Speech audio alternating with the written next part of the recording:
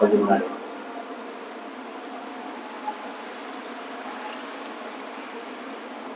الحمد لله رب العالمين والصلاة والسلام على رسوله الأمين وعلى آله وصحبه أجمعين. قال الله سبحانه وتعالى في كلامه القديم الفرقان الحميد: أعوذ بالله من الشيطان الرجيم بسم الله الرحمن الرحيم يريدون ليطفئوا نور الله بأفواههم والله متم نوره ولو كره الكافرون. وقال رسول الله صلى الله عليه وسلم: إنما الأعمال بالنيات وإنما لامرئ ما نوى أو كما قال عليه الصلاة والسلام. கண்ணியத்திற்குரிய அல்லாஹ்வின் நல்லடியார்களே, புனிதம் நிறைந்த ரமலானுடைய மாதத்தின் நாட்களை நம்மால் முடிந்த அளவிற்கு வணக்க வழிபாடுகளிலே கழித்துக் கொண்டிருக்கிறோம்.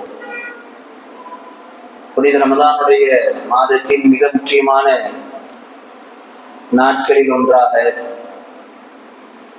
17ஆம் நாள் இரவு பத்ருடைய போரை இஸ்லாமிய வரலாற்றினுடைய மிக பெரும் மாற்றத்திற்கும் முன்னேற்றத்திற்கும் அடித்தளமாக வித்தாக அமைந்த மிக முக்கியமான வரலாறான பத்ர் போரை நினைவு கூறக்கூடிய ஒரு நாளாக இந்த 17ஆவது நாள் அமைந்திருக்கிறது.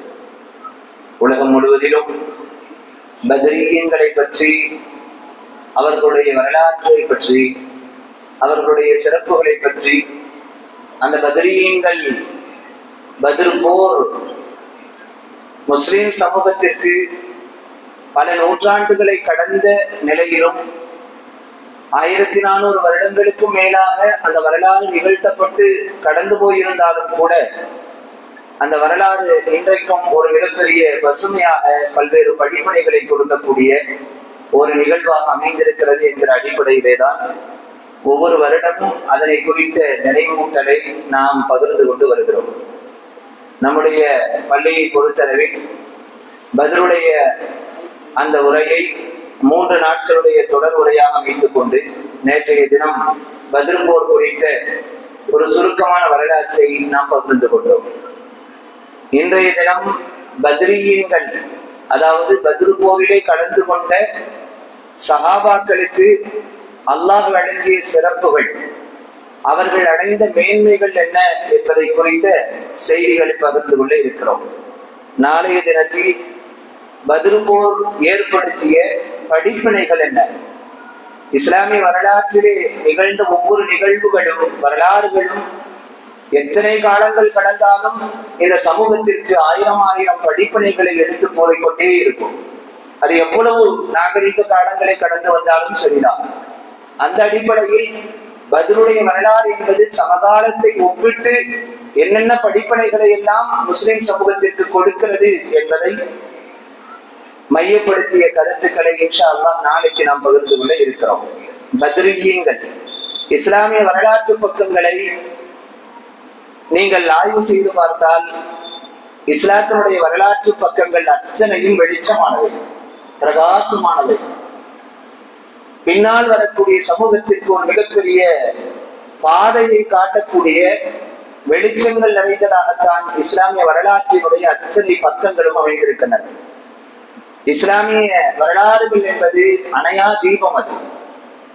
அது எப்பொழுதும் சுடர்விட்டு எரிந்து கொண்டேதான் இருக்கும். அதை யாரும் தங்களது வாய்களால் ஊதி அணைத்து விட முடியாது. குர்ஆன் சொல்வது போல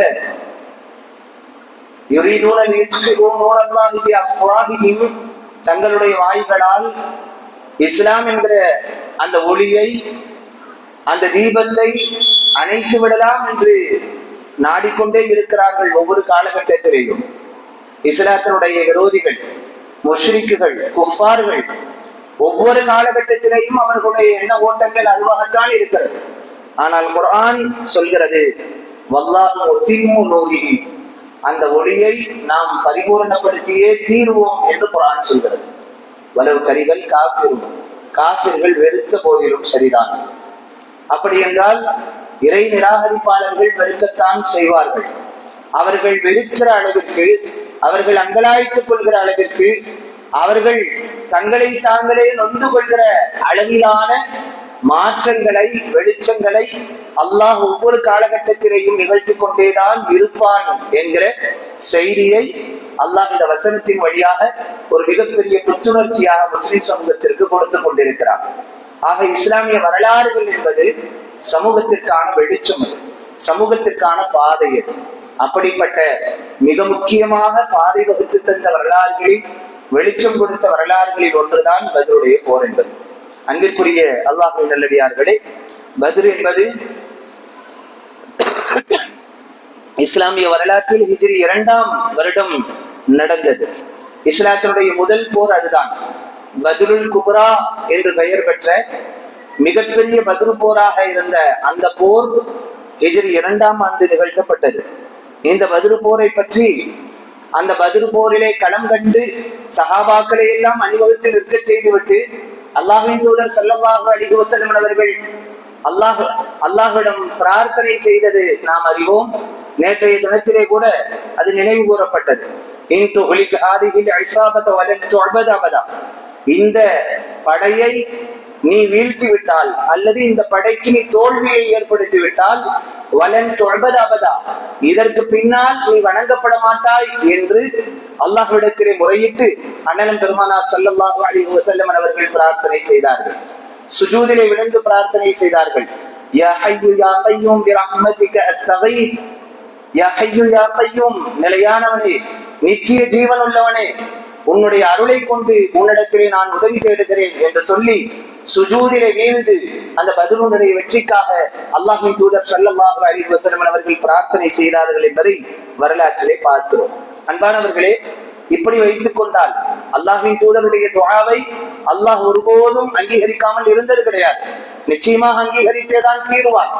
ஒருவேளை அந்த துஆ அங்கீகரிக்கப்படாமல் அந்த பத்ரு போரிலே தோல்வி ஏற்பட்டிருந்தால் முஸ்லிம் சமூகத்தினுடைய நிலை எப்படியாக இருக்கும் என்பதை நம்மால் கற்பனை செய்ய முடியாது. அதனால்தான் பெருமானார் இந்த கூட்டத்திற்கு நீ தோல்வியை வழங்கிவிட்டால் நீ வணங்கப்பட மாட்டாய் என்று சொன்னார்கள். அப்படி என்றால் அந்த கூட்டம் தோல்வியை ஒருவேளை தழுவி இருந்தால், ஏறத்தாழ எதிரிகளை விட 3 மடங்கு குறைவாக இருக்கக்கூடிய மிகச் சொற்பமான அணியாக என்று எந்த போர் தடவாளங்களும் இல்லாமல் அல்லாஹ்வினுடைய உதவியை மட்டும் எதிர்பார்த்த நிலையில் 300 சொச்சம் சஹாபாக்கள் அந்த களத்திலே நின்று வெற்றியை காணாமல் இருந்திருந்தால் அன்றைய நிலையினுடைய சூழலில் ஒரு மிகப்பெரிய இழப்பு முஸ்லிம் சமூகத்திற்கு இருந்திருக்கும். அதனால்தான் அல்லாஹ்வின் தூதர் ஸல்லல்லாஹு அலைஹி வஸல்லம் அவர்கள் பிரார்த்தனை செய்யும் பொழுதே, நீ ஒருவேளை தோல்வியை கொடுத்து விட்டால் இனி நீ வணங்கப்பட மாட்டாய் என்று சொன்னார்கள். நீ வெற்றியை கொடுத்துத்தான் ஆக வேண்டும் என்று சொன்னார்கள். அந்த வெற்றியினுடைய விளைவு என்ன தெரியுமா கண்ணியத்திற்குரியவர்களே? இந்த வெற்றி தோல்வியாக முடிந்திருந்தால் அரபு தேசத்திலே கூட அல்லாஹ்வை வணங்குவதற்கு ஆள் இருந்திருக்காது என்பதுதான் அர்த்தம். காரணம், அந்த போர் நிகழ்ந்தது அரபு தேசத்திலே. போர் நிகழ்ந்தது இஸ்லாத்தினுடைய மைய புள்ளியாக இருக்கிற புனித கஅபாவில் இருக்கக்கூடிய, அதனை மையமாக கொண்ட ஒரு இடத்திலே இருந்து கொண்டுதான் அல்லாஹ்வின் தூதர் ஸல்லல்லாஹு அலைஹி வஸல்லம் அவர்கள் பிரார்த்தனை செய்கிறார்கள். அந்த மதீனத்து மண்ணிலே இருந்து கொண்டுதான் பிரார்த்தனை செய்கிறார்கள். என்றால் ஒருவேளை தோல்வி ஏற்பட்டிருந்தால் அரபு தேசத்திலே கூட அல்லாஹ்வை நினைவு கூறுவதற்கோ வணங்குவதற்கோ ஆள் இருக்காது என்பதுதான் பொருள். ஆனால் அல்லாஹ்வினுடைய ஏற்பாடு, முதல் போரில் அல்லாஹ் மிகப்பெரிய வெற்றியை கொடுத்தார். முஸ்லிம்கள் மிகச் சொற்பமாக இருந்தாலும் அவர்களுடைய ஈமானிய பலத்தை கொண்டு, அவர்களுடைய உறுதியை கொண்டு, அவர்களுடைய வற்றாத அர்ப்பணிப்புகளை கொண்டு ஒரு மிகப்பெரிய ஒரு வெற்றியை அல்லாஹ் தஆலா கொடுத்தான். விளைவு என்ன தெரியுமா? அல்லாஹ் தஆலா இந்த இஸ்லாம் என்கிற அந்த ஜோதியை எல்லா இடங்களுக்கும் வரவு செய்தார். இன்றைக்கு உலகத்திலே எங்கெல்லாம் வல்லரசுகள் என்று தன்னை மார்தட்டி கொண்டிருக்கிறார்களோ, இன்றைக்கு அமெரிக்காவை எடுத்துக் கொள்வோம். அமெரிக்கா இன்றைக்கு எவ்வளவு பெரிய அட்டூழியங்களை செய்து கொண்டிருக்கிறது என்பதை நாம் அறிவோம். உலகம் முழுக்க அதற்கு எதிராக பல்வேறு போராட்டங்களும் பல்வேறு கண்டன குரல்களும் நிகழ்த்தப்பட்டுக் கொண்டிருக்கிற ஒரு காலச்சூழலில் அந்த அமெரிக்க மண்ணில் விண்ணை பிளக்கக்கூடிய அளவிற்கு முழக்கங்களாக இன்றைக்கு வலம் வருவது அல்லாஹு அக்பர் என்கிற முழக்கம். லா இலாஹ இல்லல்லாஹ் என்கிற முழக்கம். அந்த முழக்கங்களுக்கு வல்லரசுகள் வல்லாஹு முத்திம்மு நூரிஹி வலவ் கரிஹல் காஃபிரூன், காஃபிர்கள் தங்களுடைய வாய்களால் இந்த இஸ்லாம் என்கிற ஜோதியை அணைத்து விடலாம் என்று நாடுகிறார்கள். ஆனால் குஃபார்கள் வெறுத்த போதிலும் சரிதான், அல்லாஹ் அந்த ஒளியை பூரணமாக்கியே தீர்வான் என்பதற்கான அடையாளங்கள் தான் இன்றைக்கு அமெரிக்க மண்ணில் இஸ்லாம் எந்த அளவு தூரம் வேரூன்றி கொண்டிருக்கிறது என்பதற்கான அடையாளம். இதுவெல்லாம் அல்லாஹினுடைய ஏற்பாடுகள், அல்லாஹினுடைய உதவிகள். இன்றைக்கு அரசினுடைய அதிகார வர்க்கத்திலே கூட முஸ்லிம்கள், அதுவும் அல்லாஹையும் ரசூலையும் பற்றி பேசக்கூடிய அளவிலான திறன் படைத்த மிகச் தெளிவான இறை நம்பிக்கை கொண்ட பலரையும் அல்லாஹு தஆலா அந்த வல்லரசுகளுடைய அந்த கூடாரத்தில் கொண்டு போய் சேர்த்துக் கொண்டிருக்கிறார் என்பது இன்றைக்கு அமெரிக்கா போன்ற வல்லரசுகளுடைய நிலைகளை நாம் ஆய்வு செய்யும் பொழுது நமக்கு கிடைக்கிற ஒரு செய்தியாக இருக்கிறது. இங்கே நாம் சொல்ல வருவது, எல்லா வளர்ச்சிகளுக்கும் எல்லா இடங்களுக்கும் இஸ்லாம் போய் சேர்வதற்கான அடித்தளமாக அமைந்தது, வித்தாக அமைந்தது பத்ருடைய போர்க்களம் என்று சொன்னால் அது மிகையானது அல்ல. அன்பானவர்களே, அந்த பத்ருடைய போர்க்களம் என்பது, அதிலே நடத்தப்பட்ட அந்த நிகழ்வுகள், அதிலே நடந்த நிகழ்வுகள், அதிலே நடந்த ஒவ்வொரு தியாகங்கள், ஒவ்வொரு சஹாபாக்களுடைய வரலாறுகள் அத்தனையும் இந்த சமூகத்திற்கு ஒரு மிகப்பெரிய பாடமாக இருக்கிறது. அந்த அடிப்படையில் பத்ரியீன்கள் எவ்வளவு பெரிய தியாகத்திற்கு உரித்தானவர்கள். அவர் அந்த பத்ரு எப்பொழுது நிகழ்ந்ததோ அதற்கு பின்னால் தான் நீதம் நிலைத்தது, நீதம் வென்றது, சத்தியம் ஜெயித்தது. அதே போல அசத்தியவாதிகள் மிகப்பெரிய வீழ்ச்சியை கண்டார்கள். அப்படிப்பட்ட பத்ரு சஹாபாக்களுடைய சிறப்புகளை, அவர்கள் அடைந்த சிறப்புகளை இந்த சுருக்கமான நேரத்திலே நாம் பகிர்ந்து கொள்ள இருக்கிறோம். என்னென்ன சிறப்புகள்? ஏறத்தாழ அறிஞர்கள் 10 வகையான சிறப்புகள் பத்ரியங்களுக்கு கிடைத்ததை நமக்கு எடுத்துரைக்கிறார்கள். பத்ரியங்கள் அடைந்த 10 வகையான சிறப்புகள்.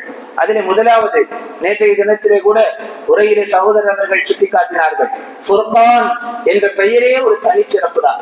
குர்ஆனுக்கு என்ன பெயரை அல்லாஹ் தஆலா வைத்தானோ அதே பெயரை பத்ருக்கும் அல்லாஹ் தஆலா கொடுத்தான். யௌமல் ஃபுர்கான், சத்தியத்தையும் அசத்தியத்தையும் பிரித்து காட்டக்கூடிய ஒரு தினமாக அல்லாஹ் பத்ருடைய தினத்தை அமைத்தான். அல்லாஹ் சத்தியம் அசத்தியம் எது என்பதை பிரித்து காட்டினான். சத்தியவாதிகள் என்ன ஆவார்கள், அவர்களுக்கு என்ன நடக்கும், அசத்தியவாதிகள் என்ன ஆவார்கள், அவர்களுடைய முடிவு என்னவாகும் என்பதை எடுத்து கூறக்கூடிய ஒரு தினமாக அல்லாஹ் பத்ருடைய தினத்தை அமைத்துக் கொடுத்தான். இன்றைக்கு ஒரு மிகப்பெரிய சோதனைகள் யாருக்கு இருக்கிறது? சத்தியவாதிகளுக்கு இருக்கிறது. இஸ்லாத்திலே இருக்கக்கூடியவர்களுக்கு பல்வேறு நெருக்கடிகள் இருக்கிறது, சோதனைகள் இருந்து கொண்டே இருக்கிறது.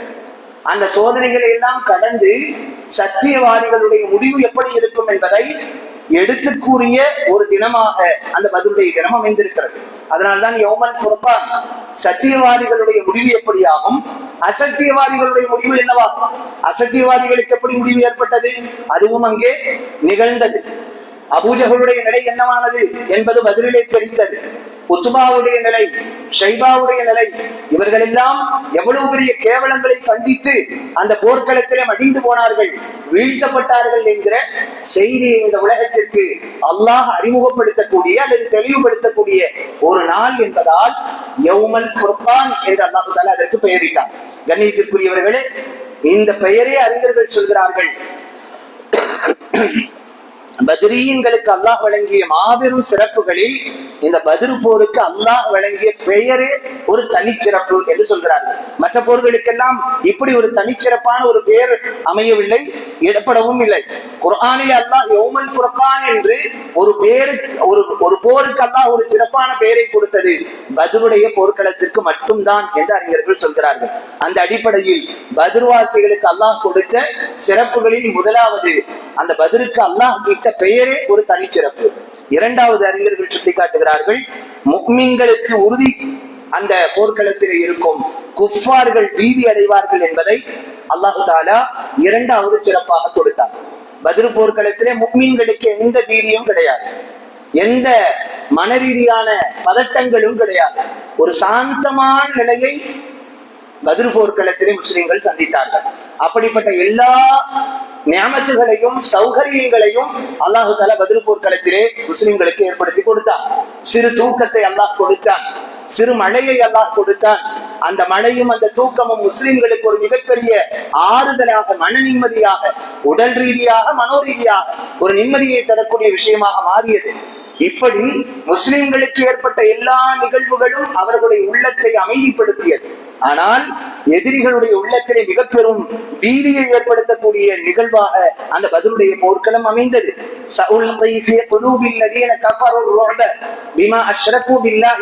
அவர்கள் அல்லாஹ்வை இணை வைத்தார்கள் என்கிற காரணத்தினால் பத்ர் போர்க்களத்தில் யாரெல்லாம் குஃபார்கள் பங்கெடுத்தார்களோ அவர்களுடைய உள்ளத்திலே அல்லாஹு தஆலா பீதியை போட்டதாக குர்ஆன் சுட்டி காட்டுகிறது. அன்பானவர்களை நீங்கள் பார்க்கலாம், பத்ர் போர்க்களத்திலே நிறைய சுவாரஸ்யமான நிகழ்வுகள் நடந்தன. அதிலே ஒன்றுதான் 2 சிறுவர்கள் அபூஜஹலை கொன்றது. அந்த 2 சிறுவர்கள் முஆதும் முஅப்பிதும் எப்படி வந்தார்கள் என்பதை வரலாறு வர்ணிக்கும் பொழுது, அவர்கள் அந்த போர்க்களத்திலே யாரை தேடி அலைந்து கொண்டே வருகிறார்கள்? அந்த அபூஜஹலை தேடி அலைந்து கொண்டே வருகிறார்கள். அபூஜஹலை தேடி அலைந்து அபூஜஹலை கொள்ளக்கூடிய அளவிற்கு உண்டான எந்த ஆற்றலும், வயதோ பக்குவமோ அல்லது அந்த வீரமோ அந்த துணிவோ இல்லாத ஒரு வயது அது. ஆனால் அந்த நேரத்தில் எந்த பதட்டமும் இல்லாமல் சஹாபாக்கள் ஒவ்வொருவராக தேடி தேடி அவர்கள் கேட்டது இந்த அபூஜஹல் என்று சொல்கிறார்களே, அபூஜஹல் எவ்வளவு பெரிய கொடியவன், எவ்வளவு பெரிய தலைவன் என்பது நாம் அறிவோம். இஸ்லாத்திற்கு எதிராக என்று வந்துவிட்டால் அவனுடைய செயல்பாடுகள் எவ்வளவு மூர்க்கத்தனமாக இருக்கும் என்பதை எல்லாம் பல்வேறு வரலாறுகள் நமக்கு உணர்த்தி காட்டுகின்றன. அந்த அபூஜஹலை தேடித்தான் இந்த 2 சிறுவர்களும் பயணிக்கிறார்கள். போர்க்களத்திற்கு உள்ளே செல்கிறார்கள். எங்கே அவன், எங்கே அவன் என்று தேடிக்கொண்டு. அப்பொழுது நபித்தோழர் ஒருவர் கேட்கிறார்கள், எதற்காக அவனை தேடுகிறீர், எதற்காக தேடுகிறீர்? அபூஜஹலை நீங்கள் தேடுவதனுடைய நோக்கம் என்ன? இருவரும் சொல்கிறார்கள், அபூஜஹலை எங்களது கரங்களால் தான் நாங்கள் வீழ்த்த வேண்டும்.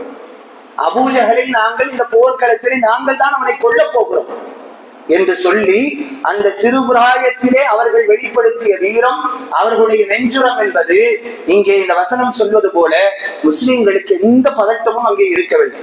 துணிவோடு இருந்தார்கள், துணிச்சலோடு இருந்தார்கள். எவ்வளவு பெரிய பதட்டமான சூழலில் அது முதல் போர். அது முஸ்லிம்களை விட பன்மடங்கு இஸ்லாத்தினுடைய விரோதிகள் அங்கே களத்திலே நின்று கொண்டிருக்கிறார்கள். பெரும் பெரும் தலைவர்கள் எல்லாம் நின்று கொண்டிருக்கிறார்கள். அந்த இடத்தில் 2 சிறுவர்கள் மிக முக்கியமான தலைவராக கருதப்பட்டு அட்டூழியங்களை கட்டவிழ்த்து விட்டுக் கொண்டிருந்த ஒரு சர்வாதிகாரி, நபி ஸல்லல்லாஹு அலைஹி வஸல்லம் அவர்களுடைய வரலாற்றில் அபூஜஹல் ஒரு மிகப்பெரிய சர்வாதிகாரி. அவனை வீழ்த்துவதற்கு நாங்கள் வந்திருக்கிறோம் என்று சொல்லி ஒரு மிகப்பெரிய வீரத்தை இங்கே வெளிப்படுத்தினார்கள் என்பதை வரலாற்றிலே பார்க்கிறோம். இங்கே முஸ்லிம்களுடைய எல்லா தரப்புக்கும் அல்லாஹு தஆலா அமைதியை கொடுத்தான், நிம்மதியை கொடுத்தான், எந்த பதட்டமும் இல்லாத சூழலை கொடுத்தான். ஆனால் இஸ்லாத்திற்கு அப்பால் எதிரிகளுடைய சூழ்நிலையில் அல்லாஹ் ஒரு மிகப்பெரிய பீதியை ஏற்படுத்தினான். இது பத்ருவாசிகளுக்கு அல்லாஹ் செய்த 2வது சிறப்பாக குர்ஆன் சுட்டி காட்டுகிறது. 3வது என்ன? மலக்குகளை கொண்டு அல்லாஹ் அவர்களுக்கு உதவி செய்தார். இது பத்ருவாசிகளுக்கு அல்லாஹ் கொடுத்த மாபெரும் சிறப்பாக இருக்கிறது. வலகத் நஸரகுமுல்லாஹு பிபத்ரின் வஅன்தும் அதில்லா, நீங்கள் குறைவான எண்ணிக்கையில் இருந்தீர்கள், அல்லாஹ் மலக்குகளை கொண்டு உங்களுக்கு உதவி செய்ததாக குர்ஆன் சுட்டி காட்டுகிறது. குர்ஆனில் அல்லாஹ் தஆலா 3000 மலக்குகளை கொண்டு உதவி செய்ததாக சுட்டி காட்டுகிறார். அடுத்து இன்னொரு வசனத்தில் 5000 மலக்குகளை கொண்டு உதவி செய்ததாக சுட்டி காட்டுகிறார். ஆக 1000 மலக்குகள் வானிலிருந்து இறங்கி வந்து முஸ்லிம்களுக்கு அந்த படைக்களத்திலே, மிகச் சொற்பமான இருந்த அந்த படைக்களத்திலே அவர்களோடு நெருங்கி நின்று அவர்களுக்காக உதவி செய்ததை அல்லாஹு தஆலா இந்த வசனங்களின் மூலமாக நமக்கு உணர்த்தி காட்டுகிறார். ஒரு ஹதீஸிலே ரசூலுல்லாஹி ஸல்லல்லாஹு அலைஹி வஸல்லம் அவர்களுடைய அந்த ஹதீஸ் இதனை உறுதி செய்கிறது. ஒரு சஹாபி தங்களுக்கு அருகாமையிலே இருக்கக்கூடிய இஸ்லாத்துடைய விரோதிகள் வீழ்த்தப்படக்கூடிய அந்த காட்சிகளை பார்க்கிறார்கள். அது சம்பந்தமாக ரசூல் ஸல்லல்லாஹு அலைஹி வஸல்லம் அவர்களோடு பகிர்வுகள் நடைபெறுகிறது. அப்பொழுது அல்லாஹ்வின் தூதர் ஸல்லல்லாஹு அலைஹி வஸல்லம் அவர்கள் சொன்ன பதில் இது, ஆம், அது 3வது வானத்திலிருந்து. ரசூல் ஸல்லல்லாஹு அலைஹி வஸல்லம் அவர்கள் சொன்னார்கள், ஆம், அது 3வது வானத்திலிருந்து வந்த உதவியாகும். 70 பேரை அவர்கள் கொன்று குவித்திருக்கிறார்கள், 70 பேரை அவர்கள் சிறைபிடித்திருக்கிறார்கள் என்று ரசூலுல்லாஹி ஸல்லல்லாஹு அலைஹி வஸல்லம் அவர்கள் அது வானிலிருந்து வழக்குகளின் மூலமாக கிடைத்த உதவி என்பதை உறுதிப்படுத்தக்கூடிய வகையில் அந்த ஹதீஸ் அமைந்திருப்பதை நாம் பார்க்கிறோம். அப்போ எத்தனாவது வானம் அது? 7 வானங்கள் என்று சொல்கிறோம் அல்லவா, 3வது வானத்திலிருந்து வந்த உதவியர். இங்கே நாம் படிப்பினைகளை பற்றி இன்ஷா அல்லாஹ் நாளைக்கு நாம் பேசவிருக்கிறோம். அது தனியாக நாம் பேசினால் மிக நன்றாக இருக்கும். இங்கே நடந்த நிகழ்வுகளை பார்க்கும் பொழுது பத்ர்வாசிகளுக்கு அல்லாஹு தாலா மலக்குகளை வானிலிருந்து கொத்து கொத்தாக இறங்க செய்து, ஆயிரக்கணக்கில் இறங்க செய்து அல்லாஹ் அந்த பத்ர்வாசிகளை பலப்படுத்தினான் என்பதை பார்க்கிறோம். இது பத்ரீங்களுக்கு அல்லாஹ் கொடுத்த மாபெரும் சிறப்பாக இது அமைந்திருக்கிறது. 4வது சிறப்பு என்னவென்றால், சிறந்த முஸ்லிம்கள் என்ற அந்தஸ்தை பத்ர்வாசிகளுக்கு அல்லாஹ்வின் தூதர் ஸல்லல்லாஹு அலைஹி வஸல்லம் அவர்கள் சுப செய்தியாக கொடுத்தார்கள். ஜிப்ரீல் அலைஹிஸ்ஸலாம் அவர்கள் நபி ஸல்லல்லாஹு அலைஹி வஸல்லம் அவர்களிடத்தில் வந்து கேள்வி எழுப்புகிறார்கள். மா தஇதுன அஹ்ல பத்ரின் ஃபீக்கும், உங்களிலே பத்ர்வாசிகளாக யாரெல்லாம் அந்த போர்க்களத்திலே கலந்து கொண்டு மிக பெரும் சிறப்பை பெற்றார்களோ அவர்களை பற்றி நீங்கள் என்ன சொல்கிறீர்கள் அல்லாஹ்வின் தூதரே என்று கேட்கும் பொழுது பெருமானார் ஸல்லல்லாஹு அலைஹி வஸல்லம் அவர்கள் சொன்னார்கள், மின் அஃதலில் முஸ்லிமீன், முஸ்லிம்களிலேயே ஆக சிறந்தவர்கள் யார்தான்? பத்ர்வாசிகள் தான். முஸ்லிம்களிலேயே ஆக சிறந்த முஸ்லிம்கள் என்று சொன்னால் யாரை சொல்லலாம்? பத்ர்வாசிகளை சொல்லலாம். அவர்கள் முஸ்லிம்களிலேயே சிறந்தவர்கள். நன்றாக யோசியுங்கள். அல்லாஹ்வின் பாதையிலே போர்க்களத்தில் ஈடுபட்டால் மனிதர்களுக்கு மாத்திரமல்ல மலக்குகளுக்கும் கூட சிறப்பு இருக்கிறது என்பதை அல்லாஹ்வின் தூதர் ஸல்லல்லாஹு அலைஹி வஸல்லம் அவர்கள் உறுதிப்படுத்தினார்கள். அது எதற்கு அந்த எந்த போர்க்களத்திலே அது மிக முக்கியமாக பேசப்பட்டது என்றால், பத்ருடைய போர்க்களத்திலே கலந்து கொண்ட சஹாபாக்களுக்கு மட்டும் சிறப்பல்ல, அந்த பத்ரு போர்க்களத்திலே மலக்குகள் யாரெல்லாம் பங்கெடுத்தார்களோ அவர்களும் சிறப்பிற்குரியவர்கள். இந்த ஹதீஸுடைய தொடர்ச்சியிலே பெருமானார் சொல்கிறார்கள், வகதாலிக மன் ஷஹித பத்ரம் மினல் மலாயிகா, மலக்குகளிலிருந்து யாரெல்லாம் பத்ரிலே பங்கெடுத்தார்களோ அவர்களும் கூட ஆகச் சிறந்த அந்தஸ்தை பெறுகிறார்கள் என்று அல்லாஹ்வின் தூதர் ஸல்லல்லாஹு அலைஹி வஸல்லம் அவர்கள் சொல்லி காட்டுகிறார்கள். என்றால் அந்த களம், அந்த பத்ருடைய போர் என்பது எவ்வளவு மகத்துவம் வாய்ந்தது என்பதை இது போன்ற ஹதீஸுகள் நமக்கு உணர்த்தி காட்டுகின்றன. எனவே சிறந்த முஸ்லிம்கள் என்ற அந்த சஹாபாக்கள் பெறுவதற்கு அந்த பத்ருடைய போர்க்களம் மிக முக்கியமான ஒரு காரணமாக இருந்தது. இது அவர்களுக்கு கிடைத்த மிக முக்கியமான சிறப்பு. 5வதாக அறிஞர்கள் சொல்கிறார்கள், ஃபிர்தௌஸை அல்லாஹ் அவர்களுக்கு நசீபாக்குகிறார். சொர்க்கத்திலேயே ஆக சிறந்த உயர்ந்த சொர்க்கம் ஜன்னத்துல் ஃபிர்தௌஸ். அந்த ஜன்னத்துல் ஃபிர்தௌஸுக்கு உரியவர்கள் தான் எல்லா பத்ர்வாசிகள்.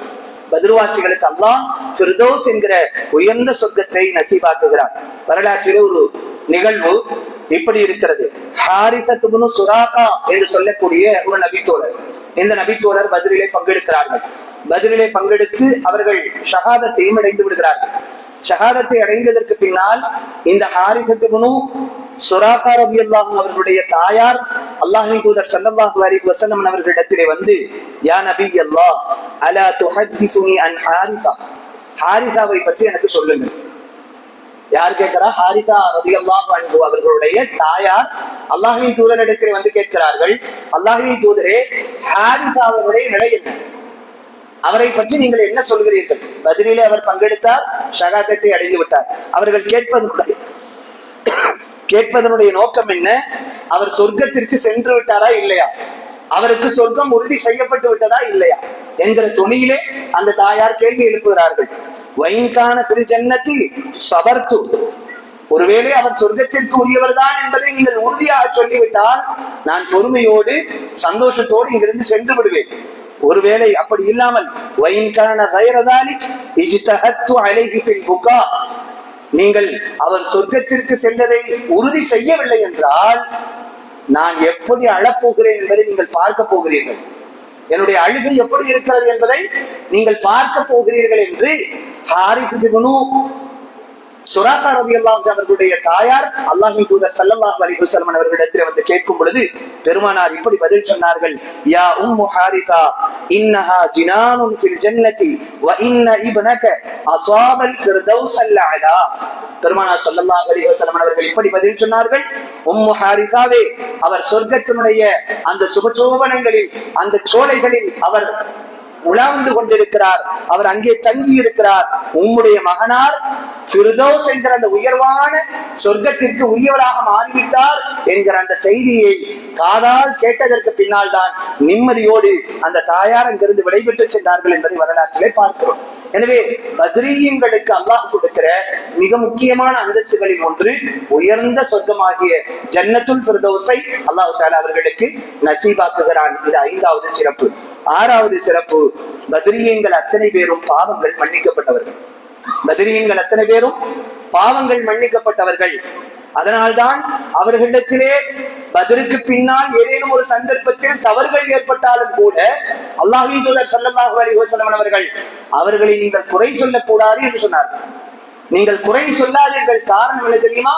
அவர் எதிரே கலந்து கொண்டவர், பதிலிலே கலந்து கொண்டவர். பல சந்தர்ப்பங்கள் இது போல அமைந்திருக்கிறது. அவர் பதிலில் கலந்து கொண்டவர். நீங்கள் யாரை பற்றி பேசுகிறீர்கள்? அவர்கள் பதிலிலே கலந்து கொண்டவர்கள் என்று சொல்லக்கூடிய பல்வேறு நிகழ்வுகள் இருக்கிறது. அதிலே பிரபல்யமான நிகழ்வுதான் ஹாத்தப் இப்னு அபி பல்தஆ என்ற நபித்தோழருடைய வரலாறு. இவர்கள் மதீனாவிலே இருக்கிற சமயத்தில் ஒரு சந்தர்ப்பத்தில் ஒரு ரகசியத்தை, ராணுவம் சம்பந்தப்பட்ட ஒரு ரகசியத்தை ஒரு பெண்மணியின் வழியாக மக்காவாசிகளுக்கு, மக்காவினுடைய தலைவர்களுக்கு அங்கே கொண்டு போய் சேர்க்கிறார்கள். இந்த செய்தி அல்லாஹ்வின் தூதர் ஸல்லல்லாஹு அலைஹி வஸல்லம் அவர்களுக்கு கிடைக்கிறது. அந்த சீட்டை எடுத்துக்கொண்டு அந்த பெண்மணி தன்னுடைய தலையிலே மறைத்து வைத்துக் கொண்டு பயணப்பட்டு அந்த மக்காவாசிகளிலே இருக்கக்கூடிய தலைவர்களிடத்தில் ஒப்படைப்பதற்காக வேண்டி பயணத்திலே சென்று கொண்டிருக்கிறார். இது அல்லாஹ்வின் தூதர் ஸல்லல்லாஹு அலைஹி வஸல்லம் அவர்களுக்கு அல்லாஹ்வின் வழியாக அறிவிப்பு கிடைக்கிறது. இதனை உறுதிப்படுத்துவதற்காக அந்த பெண்மணியிடத்திலிருந்து அந்த தகவலை பெற்று வருவதற்காக அலி ரலியல்லாஹு அன்ஹு அவர்களையும் மிக்தாத் ரலியல்லாஹு அன்ஹு அவர்கள் இருவரையும் பெருமானார் ஸல்லல்லாஹு அலைஹி வஸல்லம் அவர்கள் அனுப்பி வைக்கிறார்கள். சென்று ஒரு இடத்திலே, அந்த இடத்தினுடைய பெயர் ரௌலத்து ஹாக் என்று சொல்லக்கூடிய அந்த இடத்தில் வைத்து அந்த பெண்மணியை நிறுத்தி, இது போல ஏதோ ஒரு ரகசியத்தை நீங்கள் எடுத்துக்கொண்டு செல்கிறீர்கள், அது என்ன, அதை எங்களிடத்திலே கொடுங்கள். முதலில் மறுக்கிறார். பிறகு அலி ரலியல்லாஹு அன்ஹு அவர்கள், உண்மை நாம் பரிசோதனை செய்தால் நிச்சயமாக நீங்கள் கொண்டு செல்லக்கூடிய அந்த விஷயத்தை, தகவலை நம்மால் எடுத்துக்கொள்ள முடியும். அதற்கு வழிவிடாமல் நீங்களாகவே அதனை வெளிப்படுத்தி விடுங்கள் என்று சொல்லி அந்த பெண்மணியிடத்திலே கேட்ட பொழுது தன்னுடைய தலையில் மறைத்து வைத்திருந்த அந்த சீட்டை எடுத்து அலி ரலியல்லாஹு அன்ஹு அவர்களிடத்திலே கொடுக்கிறார்கள். அது என்ன ராணுவம் சம்பந்தப்பட்ட செய்தியோ அந்த செய்தி அதில் எழுதப்பட்டிருக்கிறது. அதை கொடுத்து அனுப்பியவர்கள் ஹாத்தப் இப்னு அபி பல்தஆ ரலியல்லாஹு அன்ஹு அவர்கள். இந்த சீட்டை எடுத்துக்கொண்டு பெருமானார் இடத்தில் இருவரும் வருகிறார்கள். வந்து பெருமானார் ஸல்லல்லாஹு அலைஹி வஸல்லம் அவர்கள் ஹாத்தப் இப்னு அபி பல்தஆ அவர்களை விசாரிக்கும் விதமாக, என்ன ஹாத்தப் அவர்களே, என்ன நடந்தது, ஏன் இப்படி என்று கேட்கிறார்கள். அப்பொழுது ஹாத்தப் இப்னு அபி பல்தஆ அவர்கள் சொல்கிறார்கள், அல்லாஹ்வின் தூதரே, நீங்கள் அவசரப்பட்டு விட வேண்டாம். அவசரப்பட்டு என் மீது நீங்கள் நடவடிக்கையோ முடிவுக்கோ வர வேண்டாம். நான் இஸ்லாத்தை வெறுத்தோ அல்லது என்னுடைய உள்ளத்திலே ஈமான் இல்லாமலோ நான் இந்த காரியத்தை செய்யவே இல்லை. மாறாக என்னுடைய உள்ளத்தில் என் குடும்பத்தார் சம்பந்தமான அந்த நினைவுகள், அவர்கள் மக்கமா நகரிலே குஃபார்களுக்கு மத்தியில், குறைஷி காஃபிர்களுக்கு மத்தியில் எப்படியான வாழ்க்கை வாழ்ந்து கொண்டிருப்பார்களோ, அவர்களுடைய பாதுகாப்புகள் எப்படி இருக்குமோ என்கிற அச்சத்தினுடைய விளைவாக இங்கே இருக்கிற பல முஹாஜிர்களுக்கும் அங்கே உறவினர்கள் இருக்கிறார்கள். அவர்களுடைய குடும்பத்தாரை கவனிப்பதற்கான சூழல்கள் இருக்கிறது. ஆனால் என்னுடைய குடும்பத்தாருக்கு அங்கே யாருமே இல்லாத ஒரு சூழல் இருக்கிறது. அதனை மனதிலே கொண்டுதான் ஏதேனும் ஒரு செய்தியை நாம் அவர்களுக்கு கொடுத்தால் அவர்களுக்கு பாதுகாப்பான, அந்த குஃபார்களின் வழியாக எந்த ஆபத்துகளும் இல்லாத ஒரு சூழல் வருமோ என்கிற ஒரு சிந்தனையில் நான் செய்ததுதானே தவிர இஸ்லாத்திற்கு எதிரான எந்த எண்ண ஓட்டங்களும் எனக்கு கிடையாது. அல்லாஹ்வின் தூதரே, இதனை நீங்கள் மனமாற ஏற்றுக்கொள்ள வேண்டும் என்று சொல்லி தன்னுடைய அந்த இயலாமையை, தவறை வெளிப்படுத்துகிறார்கள் ஹாத்தப் இப்னு அபி பல்தஆ ரலியல்லாஹு அன்ஹு அவர்கள். மற்றொரு புறத்திலே சையதுனா உமர் ரலியல்லாஹு அன்ஹு அவர்களும் அந்த சபையிலே இருக்கிறார்கள். அவர்கள் சொல்கிறார்கள், அல்லாஹ்வின் தூதரே, இவர் சொல்லக்கூடிய இந்த வார்த்தையை நாம் நிச்சயமாக ஏற்றுக்கொள்ளக் கூடாது. இவர் நயவஞ்சகத்தன்மை உள்ளவர். இவரிடத்திலே நிஃபாக் வந்து விட்டது. இஸ்லாத்திற்கு எதிராக இஸ்லாத்தினுடைய மிக முக்கியமான ரகசியத்தை குஃபார்களுக்கு இவர் கொடுத்து அனுப்பி இருக்கிறார் என்றால் இவரிடத்திலே ஈமான் இல்லை என்று பொருள். நீங்கள் சொன்னால் இவருடைய கழுத்தை நான் எடுத்து விடுகிறேன், அதுதான் சரியானது என்று சொல்லி சையதுனா உமர் ரலியல்லாஹு அன்ஹு அவர்கள் மிக பெரும் கோபத்தை வெளிப்படுத்தக்கூடிய சமயத்தில் அல்லாஹ்வின் தூதர் ஸல்லல்லாஹு அலைஹி வஸல்லம் அவர்கள் உமர் ரலியல்லாஹு அன்ஹு அவர்களை நிறுத்தி, உமரே, நீங்கள் கோபப்படுகிறீர்கள், அந்த கோபத்திலே நியாயம் இருக்கிறது இல்லை என்பதை எல்லாம் ஒரு புறம் வைத்துவிட்டு நீங்கள் கோபப்படுவது யார் மீது என்பதை நீங்கள் சிந்திக்க வேண்டும் என்று சொல்கிறார்கள். ஹாத்தப் இப்னு அபி பல்தஆ யார்? பத்ரிலே கலந்து கொண்டவர். ஹாத்தப் இப்னு அபி பல்தஆ அவர்கள் பத்ரிலே கலந்து கொண்டவர்கள். பத்ரிலே கலந்து கொண்டவர்களுக்கு என்ன சிறப்பு தெரியுமா? பெருமானார் ஸல்லல்லாஹு அலைஹி வஸல்லம் அவர்கள் இந்த நபிமொழியை அங்கே சொல்லி காட்டுகிறார்கள். இன்னல்லாஹ இத்தலஅ அலா அஹ்லி பத்ரி, பத்ர்வாசிகள் அல்லாஹ்விற்கு முன்னால் வந்து நின்று அந்த நேரத்தில் அல்லாஹ் அவர்களை பார்த்து இப்படி சொல்வதற்கு கூட வாய்ப்பு இருக்கிறது. நீங்கள் என்ன விரும்புகிறீர்களோ அதையெல்லாம் செய்து கொள்ளுங்கள். நீங்கள் என்னவெல்லாம் விரும்புகிறீரோ அதையெல்லாம் செய்து கொள்ளுங்கள். உங்களுக்கு உங்களின் பாவங்களை நான் மன்னிப்பேன் என்று கூட அல்லாஹ் சொல்வதற்கு வாய்ப்பு இருக்கிறது. அந்த அளவிற்கு ஒரு தனிச்சிறப்பை பெற்றவர்கள் தான் யார்? பத்ருவாசிகள் என்று சொன்னது யார்? அல்லாஹ்வின் தூதர் ஸல்லல்லாஹு அலைஹி வஸல்லம் அவர்கள். இங்கே நம்ம ரொம்ப இந்த ஹதீஸ் ரொம்ப வித்தியாசமான ஒரு ஹதீஸாக என்னை பொறுத்தளவிலே தோன்றியது. அல்லாஹ் நாளை மறுமையில் அல்லது அல்லாஹ்விற்கு முன்னால் பத்ருவாசிகள் வந்து நின்றால் அல்லாஹ் இப்படி சொல்வதற்கு வாய்ப்பு இருக்கிறது. அல்லாஹ் இப்படி எல்லாம் சொல்லுவானா என்று சிந்திக்க முடியாத ஒரு வார்த்தை. எப்படி? நீங்கள் என்ன வேண்டுமானாலும் செய்து கொள்ளுங்கள், உங்களுக்கு நான் மன்னிக்கிறேன் என்ற வார்த்தை பிரயோகத்தை அல்லாஹ்வின் தூதர் ஸல்லல்லாஹு அலைஹி வஸல்லம் அவர்கள் சொல்லுகிறார்கள் என்றால் இதனுடைய அர்த்தம் என்ன? அவர்களிடத்திலே தவறுகளே நிகழ்ந்தாலும் கூட அவர்கள் மிகப்பெரிய அந்தஸ்தை கொண்ட, யாராலும் அந்த நன்மையை பெற முடியாத ஒரு களத்திலே அவர்கள் பங்கெடுத்தார்கள். அதுதான் பத்ருடைய போர்க்களம். அந்த பத்ருவாசிகளாக, பத்ரீன்களாக அவர்கள் மாறினார்கள் என்ற காரணத்தினால் அல்லாஹ் எவ்வளவு பெரிய தவறுகளையும் அவன் மன்னிப்பதற்கு தயாராக இருக்க, நீங்கள் இவர்கள் விஷயத்தில் எப்படி கோபத்தை வெளிப்படுத்துவது சரியானதல்ல, இவர்கள் பத்ருவாசி என்ற நினைவூட்டலை கொடுத்து உமர் ரலியல்லாஹு அன்ஹு அவர்களை அல்லாஹ்வின் தூதர் ஸல்லல்லாஹு அலைஹி வஸல்லம் அவர்கள் அமைதிப்படுத்துகிறார்கள் என்பதை பார்க்கிறோம். என்றால் பத்ருவாசிகளுக்கு அல்லாஹ் கொடுத்த ஒரு மாபெரும் சிறப்பு. அவர்களிடத்திலே தவறே நிகழ்ந்தாலும் கூட அல்லாஹ் அதை மன்னிப்பதற்கு தயாராக இருக்கிறான் என்பதை அல்லாஹ்வின் தூதர் ஸல்லல்லாஹு அலைஹி வஸல்லம் அவர்கள் ஒரு மிக பெரும் சிறப்பாக அதனை உறுதிப்படுத்தினார்கள். அடுத்து 7வது சிறப்பு, இஸ்லாம் உலகில் நிலைப்பதற்கு இந்த பத்ருவாசிகளே காரணமாக இருந்தார்கள். இன்றைக்கு உலகத்திலே நாமெல்லாம் இங்க உட்கார்ந்து இருக்கிறோம், பத்ருவாசிகளை பற்றி பேசுகிறோம். உலகம் முழுக்க இஸ்லாம் பேசப்படுகிறது, இஸ்லாம் கண்ணியத்தை அடைகிறது, உயர்வை அடைகிறது, வெற்றிகளை பெறுகிறது. எல்லா விஷயங்களுக்கும் அடித்தளமாக நான் துவக்கத்திலே சொன்னது போல வல்லரசுகளுடைய போராட்டங்களிலே கூட இஸ்லாம் இன்றைக்கு வேரூன்றி இருப்பதற்கு காரணமானவர்கள் யாரு? இந்த பத்ருவாசிகள் தான். இது அல்லாஹ் அவர்களுக்கு வழங்கி இருக்கிற தனிச்சிறப்புகள். அதற்கு பின்னாலே எத்தனையோ போர்க்களங்கள் நடந்தது, மிகப்பெரிய போர்க்களங்கள் எல்லாம் நடந்தது, சவாலான போர்க்களங்கள் இருந்தது, சஹாபாக்கள் நிறைய தியாகங்களை செய்த போர்க்களங்கள் இருந்தது. ஏன் பத்ருக்கு அடுத்து நடைபெற்ற உஹதுடைய யுத்தத்திலே ரசூல் ஸல்லல்லாஹு அலைஹி வஸல்லம் அவர்களுடைய பற்கள், புனித மேனிகள் காயப்படுத்தப்பட்ட நிகழ்வுகள் எல்லாம் நடந்தது. என்றாலும் கூட பத்ருக்கு இருக்கிற சிறப்பு வேறு எந்த போருக்கும் கிடையாது. மிகப்பெரிய பொருளாதார, மிகப்பெரிய உணவு பற்றாக்குறையிலே இருந்து கொண்டு கஷ்டங்களை அனுபவித்துக் கொண்டிருந்த போராக கந்தக்குடை யுத்தம் இருந்தது. கற்களை கட்டிக்கொண்டு மிகப்பெரிய அர்ப்பணிப்புகளை வெளிப்படுத்தினார்கள். என்றாலும் கூட பத்ருக்கு நிகராக உலகத்தில் வேறு எந்த போரும் அல்லாஹ் தஆலா அறிவிப்பு செய்யவில்லை, சுப செய்தி சொல்லவில்லை. அப்படிப்பட்ட அந்த பத்ர் போர் நிகழ்ந்ததனுடைய விளைவுதான் என காரணம். ரசூல் ஸல்லல்லாஹு அலைஹி வஸல்லம் அவர்கள் துஆ செய்தார்கள். அங்கே இன்துஹ்லிக ஹாதிஹில் இஸாபத வலன் துஅபத அபதா, நீ இங்கே இந்த பத்ருவாசிகளுக்கு வெற்றியை கொடுக்காவிட்டால் இனி நீ வணங்கப்பட மாட்டாய். அப்படி என்றால் உலகத்திலே வணங்கப்பட்டுக் கொண்டிருக்கிற எல்லா வணக்கங்களுக்கும் பின்னால், வணங்கிக் கொண்டிருக்கிற அடியார்களுக்கு பின்னால் அதற்கு காரணமாக வித்தாக அமைந்தவர்கள் இந்த பத்ருவாசிகள். இந்த சிறப்பு வேறு யாருக்கும் கிடைக்கவில்லை. எனவே உலகத்திலே இஸ்லாம் இன்றைக்கு இவ்வளவு தூரம் பரவி இருக்கிறது என்றால் அதற்கு அடித்தளமிட்டவர்கள் அந்த பத்ருவாசிகள். அடுத்து 8வது சிறப்பாக அறிஞர்கள் சொல்கிறார்கள், பத்ருவாசிகள் நரகத்தில் இருந்து பாதுகாப்பை பெற்றவர்கள். பத்ருவாசிகள் நரகத்தில் இருந்து பாதுகாப்பை பெற்றவர்கள். நரக நெருப்பிற்கு உரியவர்கள் அல்ல யார்? பத்ருவாசிகள். அதையும் ரசூலுல்லாஹி ஸல்லல்லாஹு அலைஹி வஸல்லம் அவர்கள் சுப செய்தியாக சொல்கிறார்கள். யார் பத்ரிலே கலந்து கொண்டார்களோ அவர்களுக்கு நரக நெருப்பு இல்லை என்பதை உறுதிப்படுத்தும் விதமாக ரசூலுல்லாஹி ஸல்லல்லாஹு அலைஹி வஸல்லம் அவர்களுடைய ஹதீஸின் அறிவிப்புகள் இருக்கின்றன. இது 8வது சிறப்பு. 9வது சிறப்பு, கனிமத்திற்கு சொந்தக்காரர்களாக அல்லாஹ் தஆலா அவர்களை ஆக்கினார். பத்ரின் வழியாக பல்வேறு கனிமத் பொருட்கள் கிடைத்தன.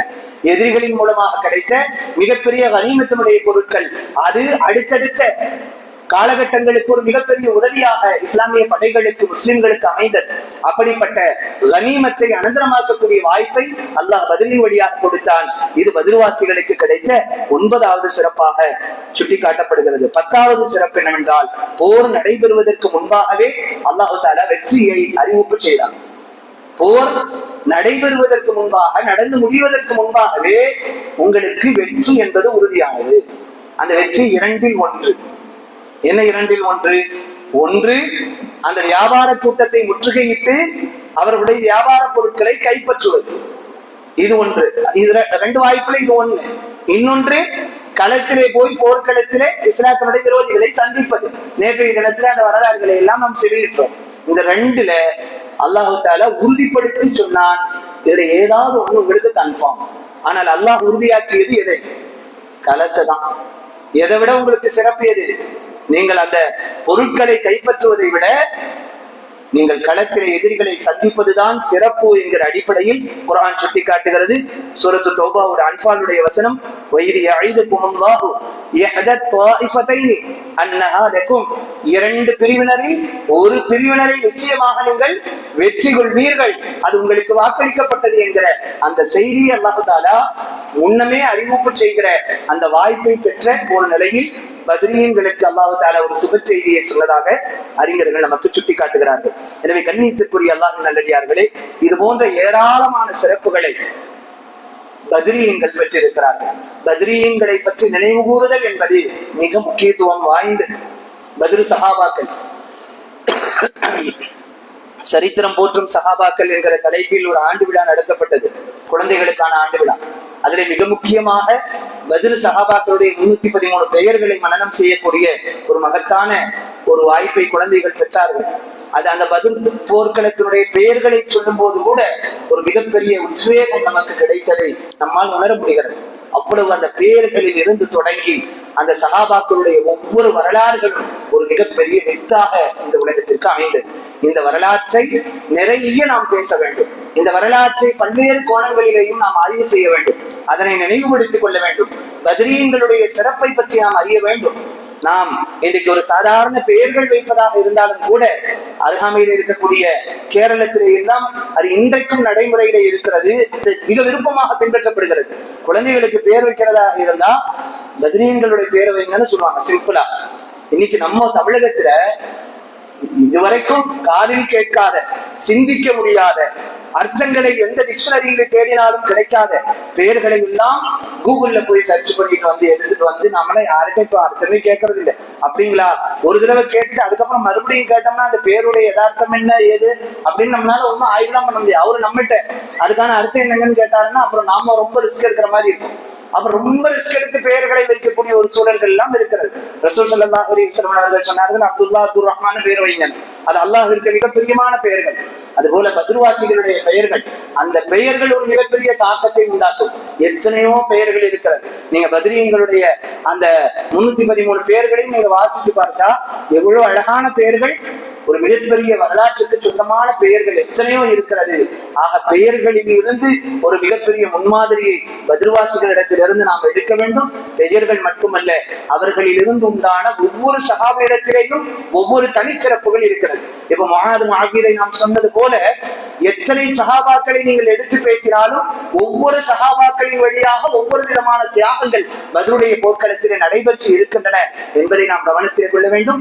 அந்த ஒவ்வொரு வரலாறையும் மிக ஆழமாக தெரிந்து கொண்டு பத்ரு சஹாபாக்களை குறித்த அந்த பேச்சுக்களும் அந்த வரலாற்றை குறித்த பகிர்வுகளும் தொடர்ச்சியாக சமூகத்திலே எந்த அளவு தூரம் இருக்கிறதோ அது நம் குடும்பத்திலிருந்து தொடங்கி சமூகம் வரைக்கும் சமூகத்தினுடைய பல்வேறு செயல் திட்டங்களுக்கான வடிவமாக அந்த பத்ருடைய போர்க்களம் இருக்கிறது. வெறுமனே போர் நடந்தது, ஒருவரை ஒருவர் சண்டையிட்டுக் கொண்டார்கள், அதிலே வீழ்த்தினார்கள் என்பது அல்ல. அதிலே அவர்கள் கடைபிடித்த பாங்குகள், அதிலே அவர்கள் செய்த திட்டமிடல்கள், அதிலே அவர்கள் செய்த அர்ப்பணிப்புகள், அதிலே அவர்கள் நடந்து கொண்ட செயல்பாடுகள், மனோநிலைகள், ஒவ்வொரு சஹாபாக்களுடைய நிலைப்பாடுகள், தனிப்பட்ட அவர்களுடைய பேர் ஆர்வங்கள், இவை எல்லாவற்றையும் நீங்கள் ஒவ்வொன்றாக ஆய்வு செய்தால் இந்த சமூகத்திற்கு 1400 வருடங்களை கடந்தாலும் கூட பத்ருடைய வரலாற்றிலிருந்து பசுமையான பாடங்கள் நமக்கு இருக்கிறது என்பதை நாம் உறுதிபட விளங்கிக் கொள்ள கடமைப்பட்டவர்களாக இருக்கிறோம். அந்த அடிப்படையிலே தான் நம்முடைய பள்ளியிலே 3 நாட்களுடைய தொடர் உரைகளாக இந்த உரைகள் அமைந்திருக்கின்றன. பத்ரீன்களுடைய சிறப்புகளை உணர்ந்து அந்த பத்ரீன்களுடைய சிறப்புகளை முன்மாதிரியாக எடுத்து நாமும் நம்முடைய சந்ததிகளும் அந்த வரலாற்றை எடுத்து நடக்கக்கூடிய பாக்கியத்தை, அந்த பாக்கியத்தை பெற்றவர்களாக நாம் எல்லோரும் மாற வேண்டும். அதற்கான முயற்சிகளை நாம் முன்னெடுக்க வேண்டும் என்பதுதான் இந்த பத்ருடைய தினத்தில் பத்ரு வரலாற்றை நினைவு கூறக்கூடிய இந்த தினத்தினுடைய மிக முக்கியமான நோக்கம் என்பதை நாம் புரிந்து கொள்ள வேண்டும். வெறுமனே அந்த பெயர்களை முடிந்து கொண்டு அதனுடைய சிறப்புகளை பேசிவிட்டு செல்வதல்ல, அந்த வரலாற்றின் வழியாக சமகாலத்தினுடைய நிலைக்கு என்ன பாடங்கள் இருக்கிறது என்கிற ஒப்பீடு மிக மிக அவசியமானது என்பதை நாம் புரிந்து கொள்ள கடமைப்பட்டிருக்கிறோம். இவை எல்லாமல் அந்த பத்ரு போர் நிறைய பாடங்களை, படிப்பினைகளை இந்த சமூகத்திற்கு கொடுக்கிறது. அந்த படிப்பினைகள் என்ன என்கிற செய்தியை இன்ஷா அல்லாஹ் நாளைய தினத்தினுடைய உரையிலே நாம் பகிர்ந்து கொள்ள இருக்கிறோம். எல்லாம் வல்ல இறைவன் பத்ருவாசிகளை பொருந்திக் கொள்வானாக. பத்ருவாசிகளுக்கு அல்லாஹ் வழங்கி இருக்கிற சிறப்புகளை உணர்ந்து சமகாலத்துடைய முஸ்லிம்கள் அந்த வரலாறுகளை பாடங்களாக எடுத்து நடக்கக்கூடிய நற்பாக்கியத்தை அல்லாஹ் முஸ்லிம்களுக்கு நிறைவாக தந்து அருள் புரிவானாக. அந்த பத்ருடைய வரலாற்றின் வழியாக இன்றைய வரைக்கும் உண்டான முஸ்லிம்களுக்கு என்னென்ன பாடங்களும் படிப்பினைகளும் இருக்கிறதோ அந்த பாடங்களை, படிப்பினைகளை எடுத்து நடக்கக்கூடிய நற்பாக்கியத்தை அல்லாஹ் சமகால முஸ்லிம்களுக்கு, உலகம் முழுவதிலும் உள்ள முஸ்லிம்களுக்கு அல்லாஹ் நிறைவாக தந்து அருள் புரிவானாக என்ற பிரார்த்தனையோடு நிறைவு செய்கிறேன். வாஹிரு தஅவானா அனில் ஹம்துலில்லாஹி ரப்பில் ஆலமீன். கண்ணியத்திற்குரியவர்களே,